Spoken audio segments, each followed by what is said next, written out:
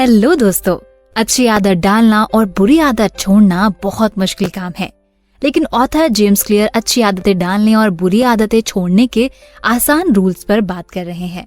हर rule को आप human behaviour पर असर डालने वाला मान सकते हैं। जब आप सही तरीका अपनाते हैं तो अच्छी आदतें आसानी से डल जाती है, लेकिन जब हम गलत तरीकों पर होते हैं तो ऐसा करना लगभग इम्पॉसिबल होता है। तो दोस्तों, सबसे पहले अच्छी आदत डालने के 4 रूल्स के बारे में बात करते हैं। पहला रूल है इसे क्लियर बनाएं। दूसरा रूल है इसे अट्रैक्टिव यानी मजेदार बनाएं। तीसरा रूल है इसे सिंपल बनाएं। चौथा रूल है इसे सेटिस्फाइंग बनाएं। अब इन रूल्स को उलटकर हम ये जान सकते हैं कि किसी बुरी आदत को कैसे छोड़ा जाए। पहले रूल का अपोजिट है इसे अनक्लियर बनाएं। दूसरे रूल का अपोजिट है इसे बोरिंग बनाएं। तीसरे रूल का अपोजिट है इसे मुश्किल बनाएं और चौथे रूल का अपोजिट है इसे इनसफिशिएंट बनाएं। ऑथर के अनुसार ये दावा करना सही नहीं होगा कि ये चारों रूल्स किसी भी ह्यूमन बिहेवियर को बदलने में केपेबल है, लेकिन ये काफी करीब जरूर है। जैसे कि हम आगे के वीडियो में देखेंगे कि ये चारों रूल्स लाइफ के लगभग हर एरिया में लागू होते हैं, चाहे खेल हो या पॉलिटिक्स, आर्ट्स हो या मेडिकल, कॉमेडी हो या मैनेजमेंट। आप चाहे जिस चुनौती का सामना कर रहे हो, आप इन रूल्स का इस्तेमाल कर सकते हैं।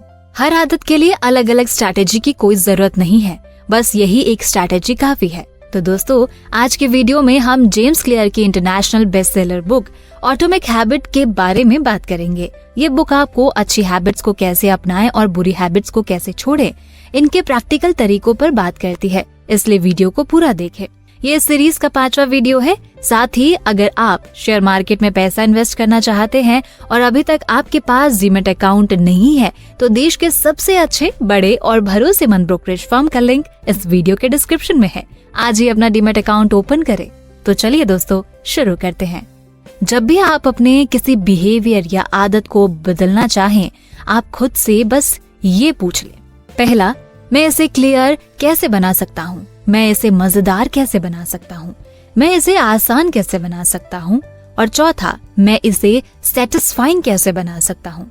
क्या आपने कभी सोचा है आप वो क्यों नहीं कर पाते जो आप कहते हैं कि आप करने वाले हैं? जैसे कि वजन कम करना या पैसे की सेविंग करना या साइड बिजनेस शुरू करना। आप किसी काम को बहुत इम्पोर्टेंट मानते हैं, लेकिन आप उसके लिए टाइम नहीं निकाल पाते हैं। इन क्वेश्चंस के आंसर आपको इन 4 रूल्स में कहीं पर मिल जाएंगे। अच्छी आदतें डालना और बुरी आदतें छोड़ने की है कि आप इन बेसिक रूल को समझ लें। साथ ही आपको ये भी समझना होगा कि आप अपनी जरूरतों के अनुसार उन्हें कैसे ढाल सकते हैं। दोस्तों, ह्यूमन नेचर के खिलाफ जाने वाले का असफल होना तय है। आदतों को बदलते टाइम हमारे सामने की एक बहुत बड़ी चुनौती ये है कि हम जो कर रहे हैं उसके बारे में अवेयर रहें। इससे ये क्लियर होता है कि बुरी आदतों के रिजल्ट अनजाने में ही हमारे सामने इसलिए आ जाते हैं क्योंकि हम उनके बारे में अवेयर ही नहीं होते। हमें अपनी पर्सनल लाइफ में भी पॉइंट एंड कॉल सिस्टम बनाना चाहिए।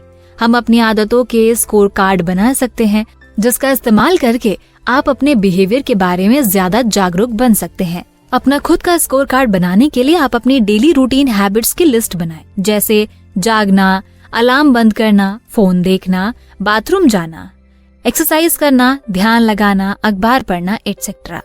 पूरी लिस्ट बनाने के बाद हर बिहेवियर को देखें और खुद से पूछे, ये एक अच्छी आदत है, बुरी आदत है, या ना बुरी ना अच्छी आदत यानी तटस्थ है।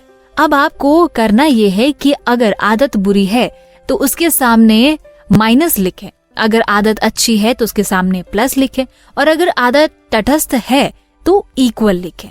दोस्तों, आप किसी खास आदत को अच्छा या बुरा मानते हैं, यह आपकी सिचुएशन और आपके गोल पर डिपेंड करती है। जैसे जो पर्सन अपना वजन घटाने की कोशिश कर रहा है, अगर वो दिन में 4 बार खाना खाता है तो ये बुरी आदत है। दूसरी ओर जो पर्सन अपना वजन या मांसपेशी बढ़ाने की कोशिश कर रहा है, उसके लिए ये आदत एक अच्छी आदत है। सब कुछ इस पर डिपेंड करता है कि आप किस डायरेक्शन में काम कर रहे हैं। आपकी आदतों को स्कोर देने का काम एक और वजह से भी ज्यादा मुश्किल हो सकता है। अच्छी आदत और बुरी आदत के लेबल पूरी तरह सही नहीं है। कोई भी आदत अपने आप में अच्छी या बुरी नहीं होती। आदत को तो असरदार होना चाहिए। सभी आदतें किसी न किसी तरह आपको फायदा पहुंचाती हैं। बुरी आदतें भी, तभी तो आप उन्हें दोहराते हैं। इस प्रैक्टिस के लिए अपनी आदतों को इस बेस पर स्कोर दें कि वो आपको लंबे टाइम में कैसे फायदा पहुंचाएंगी। लंबे टाइम में आमतौर पर अच्छी आदतों के पॉजिटिव रिजल्ट होते हैं, दूसरी तरफ बुरी आदतों के नेगेटिव रिजल्ट होते हैं।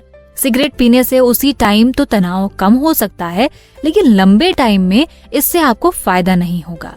अगर आपको अभी भी ये तय करने में मुश्किल आ रही है कि किसी खास आदत को रेटिंग कैसे देना है, तो खुद से एक क्वेश्चन पूछना चाहिए। क्या ये बिहेवियर वैसा पर्सन बनने में मेरी मदद करेगा जैसा मैं बनना चाहता हूँ? ये आदत मेरी मनचाही पहचान के पक्ष में वोट देती है या विरोध में?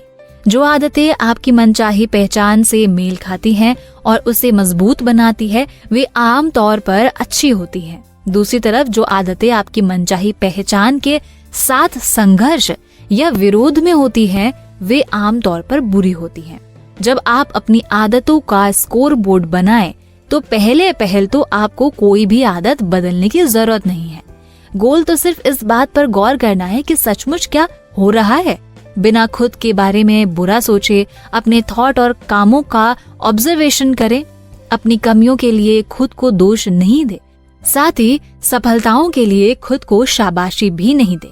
जैसे आप अपना सारा टाइम मोबाइल में बर्बाद करते हैं, तो गौर करें कि आप अपनी लाइफ को उस तरह खर्च कर रहे हैं जिस तरह आप नहीं चाहते हैं। बुरी आदतों को बदलने की दिशा में पहला कदम उन्हें पहचानना है। अगर आपको महसूस होता है कि आपको ज्यादा मदद की जरूरत है, तो आप अपनी लाइफ में पॉइंटिंग एंड कॉलिंग का इस्तेमाल भी कर सकते हैं। आप जो काम करने की सोच रहे हैं उसे जोर से बोलें और ये भी बताएं कि रिजल्ट क्या होगा। अगर आप अपनी जंक फूड खाने की आदत को कम करना चाहते हैं, लेकिन खुद को बर्गर खाने से रोक नहीं पा रहे हैं, तो जोर से बोलें, मैं ये बर्गर खाने वाला हूँ, लेकिन मुझे इसकी जरूरत नहीं है। इसे खाने से मेरा वजन बढ़ जाएगा और मेरी हेल्थ को नुकसान होगा। जब आप अपनी बुरी आदतों के बारे में जोर से बोलते हैं, तो रिजल्ट ज्यादा रियल लगने लगते हैं। इससे आप बिना सोचे विचारे अपने पुराने डेली रूटीन में नहीं फिसलते और अवेयर होकर सही काम करते हैं। जैसे अगर आप जोर से बोलते हैं, कल मुझे लंच के बाद बैंक जाना होगा, तो इससे इस बात की पॉसिबिलिटी बढ़ जाती है कि आप सचमुच ऐसा करेंगे। आप किसी काम की जरूरत को एक्सेप्ट कर रहे हैं और इसी से सारा फर्क पड़ता है। तो दोस्तों, बिहेवियर चेंज के प्रोसेस हमेशा अवेयरनेस से शुरू होती है। पॉइंटिंग एंड कॉलिंग और आदतों का स्कोरबोर्ड जैसी स्ट्रैटेजी का गोल यही है कि आप अपनी आदतों को पहचानने और उन्हें प्रेषित करने वाले सिग्नल को एक्सेप्ट करें, ताकि आपको शानदार रिजल्ट मिल सके। तो दोस्तों, बाकी की बातें टू बी कंटिन्यूड। लास्ट में मुझे कमेंट करके ये जरूर बताइए कि आप कौन सी अच्छी आदत डालना चाहते हैं। साथ ही चैनल को सब्सक्राइब करना और वीडियो को शेयर करना ना भूलें।